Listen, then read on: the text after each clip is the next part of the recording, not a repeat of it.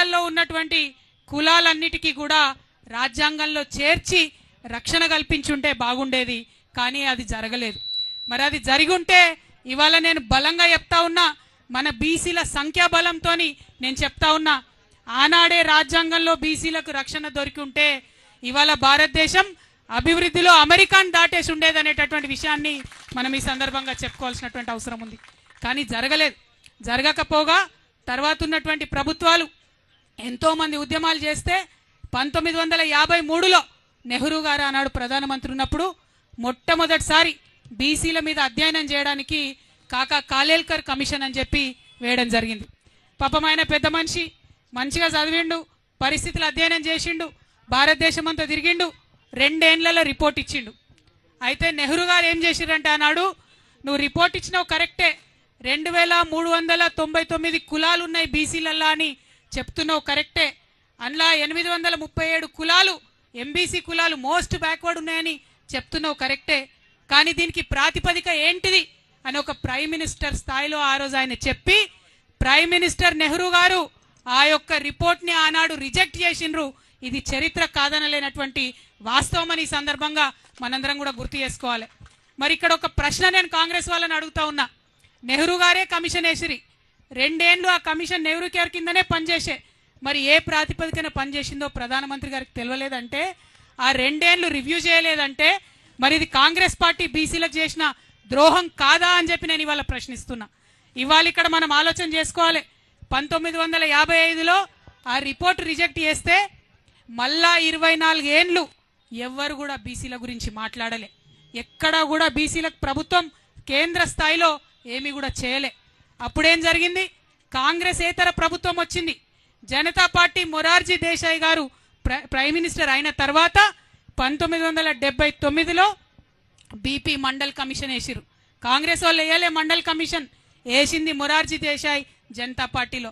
ఆయన పెద్ద మనిషి, బాగా స్టడీ చేసిండు, చాలా అన్యాయం జరుగుతుంది, 70% విద్యా ఉద్యోగాలలో మరి వాటా ఇవ్వాలని చెప్పి సంవత్సర కాలం లోపలనే రిపోర్ట్ ఇచ్చిండు.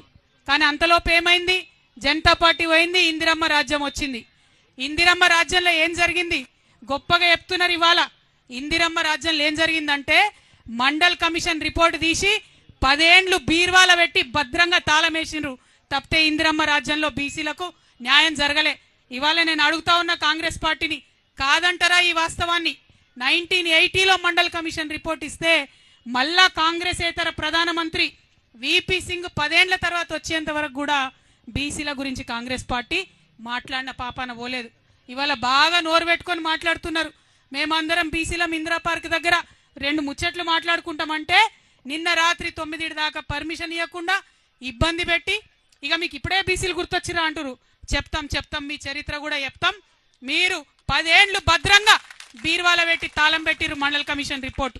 మళ్ళా కాంగ్రెస్ ఏతర ప్రధానమంత్రి వచ్చినప్పుడే, విపి సింగ్ గారు వచ్చినప్పుడే దానికి న్యాయం జరిగింది. ఆయన అమలు చేసిండు పాపం మండల్ కమిషన్ రిపోర్ట్ని. అమలు చేస్తే ఇక గొప్పగా మాట్లాడే భారతీయ జనతా పార్టీ నాయకులు విపి సింగ్ గారికి ఆనాడు సపోర్ట్ విత్డ్రా చేసుకున్నారు. ఆయన ప్రభుత్వాన్ని కూలగొట్టిండ్రు. సంకీర్ణ ప్రభుత్వం ఉండే, బీజేపీతో కలిసిన ప్రభుత్వం ఉండే, బీసీల కోసం మంచిగా చేసినటువంటి వ్యక్తి ప్రధానమంత్రిగా ఉండడానికి లేదని బీజేపీ ఆనాడు సపోర్ట్ వాపసు చేసుకున్నది. ఇది కాదా, ఇది తప్ప బీజేపీ నాయకులు ఇవాళ ఆన్సర్ చేయాలి. ఆనాడు మరి కాంగ్రెస్ వాళ్ళకు కూడా ఉండే ఎంపీలు, కానీ విపి సింగ్కి సపోర్ట్ చేయలేదు. మొత్తానికి ఆయన ప్రభుత్వాన్ని ఊలగొట్టిండ్రు. తర్వాత కేసుల మీద కేసులు వేసిండ్రు. 1993లో 27% కేవలం ఉద్యోగాలలో మాత్రమే బీసీలకు రిజర్వేషన్ వచ్చింది, కేవలం ఉద్యోగాలలో మాత్రమే. మళ్ళీ 2006 దాకా అంటే ఇంకొక 13 ఏళ్ళు విద్యలో మనకు రాలేదు రిజర్వేషన్. 2006లో మళ్ళా 13 ఏళ్లకు అప్పుడు విద్యలో రిజర్వేషన్ వచ్చింది. అంటే నెహ్రూ గారి రాజ్యంలో అన్యాయమే, ఇందిరమ్మ రాజ్యంలో బీసీలకు అన్యాయమే. తర్వాత రాజీవ్ గాంధీ గారు వస్తే ఇదే విపి సింగ్ గారు నేను అమలు చేస్తున్న మండల్ కమిషన్ రిపోర్ట్ అంటే పార్లమెంటులో 1.5 గంట మాట్లాడతారు రాజీవ్ గాంధీ గారు. మాట్లాడి ఏమంటారు, బీసీలకు రిజర్వేషన్లు ఇస్తే ఈ దేశం విచ్ఛిన్నం అయిపోతుందని చెప్పి ఆనాడు రాజీవ్ గాంధీ గారు మాట్లాడినరు. ఇది చరిత్ర కాదని లేని వాస్తవం, ఇది తప్ప అని నేను కాంగ్రెస్ వాళ్ళని వాళ్ళు అడుగుతా ఉన్నా. ఆ తర్వాత 2006లో విద్యలో వచ్చింది రిజర్వేషన్. ఇక కొట్లాడంగా మరి సోనియమ్మ రాజ్యం వచ్చింది.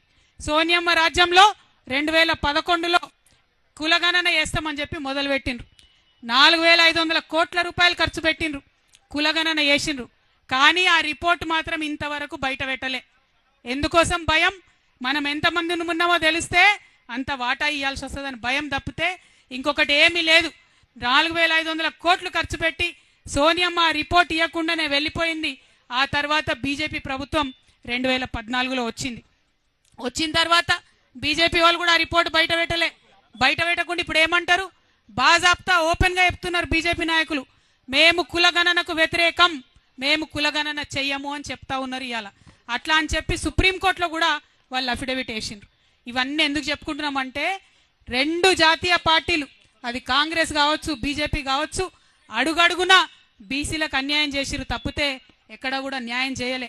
ఇవాళ నేను ఇప్పుడు చెప్పినటువంటి విషయాలన్నీ ఏ ఒక్కటి అవాస్తవమైనా నేను రాజకీయాల్లోంచి శాశ్వతంగా తప్పుకుంటానని చెప్పి ఛాలెంజ్ చేస్తా ఉన్నా కాంగ్రెస్ పార్టీకి, బీజేపీ పార్టీకి. నేను కరెక్ట్ మాట్లాడుతా ఉన్నా, న్యాయబద్ధంగా మాట్లాడుతా ఉన్నా, ధర్మబద్ధంగా మాట్లాడుతా ఉన్నా. 10 సంవత్సరాల అధికారంలో ఉండి బీసీలకు సంబంధించి ఎన్నడూ కూడా ప్రశ్న ఊసెత్తని వాళ్ళు, రాజ్యాంగబద్ధంగా బలైన వర్గాలకు అవకాశం ఉండి రాజకీయ అధికారం ఉన్నప్పుడు న్యాయం చేయనోళ్ళు, సంస్థాగతంగా బలైన వర్గాలకు అవకాశం ఇయ్యనోళ్ళు,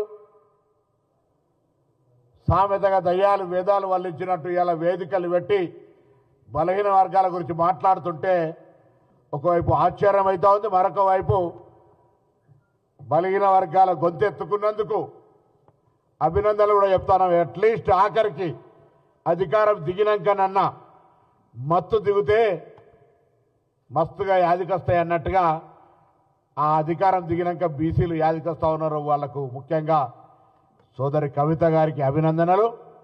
మీ పార్టీల ప్రభుత్వాన్ని అడిగే ముందు తెలంగాణ రాష్ట్ర సమితి ఎలియాస్ భారతీయ రాష్ట్ర సమితి మీ పార్టీలో ఉన్నటువంటి అధ్యక్ష పదవిని, కార్యనిర్వాహక అధ్యక్ష పదవిని, శాసనసభ పక్ష నాయకుడిని 3 పదవులల్లా ఒకటి ఉంచుకొని, ఒకటి బీసీలకు, ఒకటి ఎస్సీలకు, ఉపసభా నాయకత్వం ఒకటి మైనారిటీలకు, ఇలా అవకాశం ఇచ్చి మీ నిబద్ధతను చాటుకొని ప్రభుత్వాన్ని ప్రశ్నించే అవకాశాన్ని తీసుకోమని కోరుతా ఉన్నా.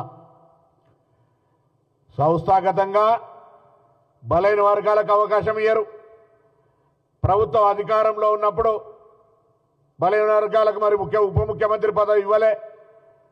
ఉన్నటువంటి ఈటెల రాజేందర్ గారిని నేను కూడా హక్కుదారినంటే మెడలు పెట్టి గెంటేసినటువంటి పరిస్థితి, అవమానపరిచి వేధించినటువంటి పరిస్థితి బలైన వర్గాలకు తెలుసు.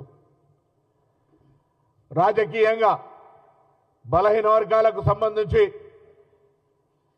మీ ప్రభుత్వం అధికారంలో ఉన్నప్పుడు పేద విద్యార్థులు చదువుకునేటువంటి పిల్లల మెస్ ఛార్జీలను కూడా 2004 నుంచి 14 వరకు కాంగ్రెస్ పార్టీ అధికారంలో ఉంటే గ్రీన్ ఛానల్ ద్వారా మెస్ బిల్లులను పేమెంట్ చేసేవాళ్ళం.